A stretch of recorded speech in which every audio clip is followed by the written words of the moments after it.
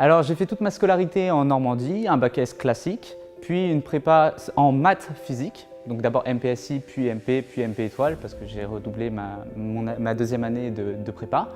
Donc pourquoi je me suis lancé là-dedans? C'est parce que j'aimais bien les maths, la physique, et au début je voulais pas du tout faire de l'ingénierie. Enfin moi c'était vraiment maths, maths, maths.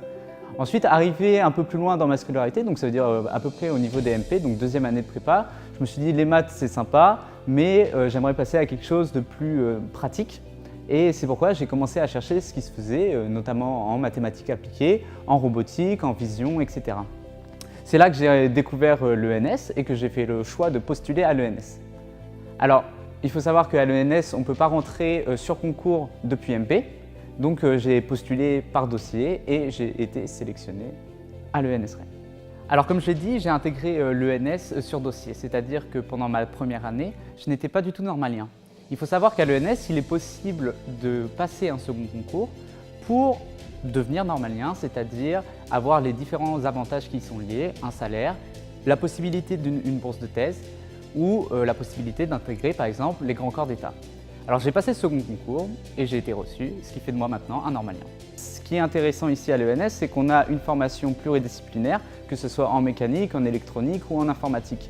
En fait, ça permet d'avoir des bases solides pour un peu appréhender n'importe quel problème, que ce soit par exemple la conception d'une imprimante 3D alimentaire ou la réalisation d'un cluster, c'est-à-dire un supercalculateur. L'ENS Rennes, c'est intéressant puisque ça permet de mettre en pratique ce qu'on apprend de manière théorique. Par exemple, l'année dernière, on a dû fabriquer une imprimante 3D alimentaire, donc de la réaliser entièrement, c'est-à-dire partir d'un cahier des charges, réaliser toute la structure, voir toutes les problématiques, que ce soit de commande, d'électronique, de mécanique, et de réaliser à la fin un produit fini pour faire une démonstration.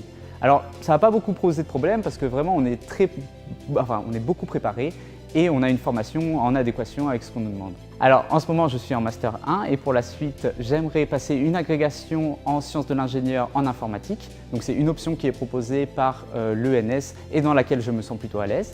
Ensuite il faut que je me spécialise, donc trouver un Master 2 qui est en accord avec l'objectif de carrière que j'envisage.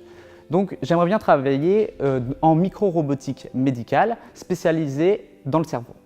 Pour ce faire, j'ai recherché un petit peu les formations qui existaient autour de moi et j'ai trouvé une formation en robotique aux Mines de Paris et une formation en neurobiologie et plutôt en bio-ingénierie à Paris également.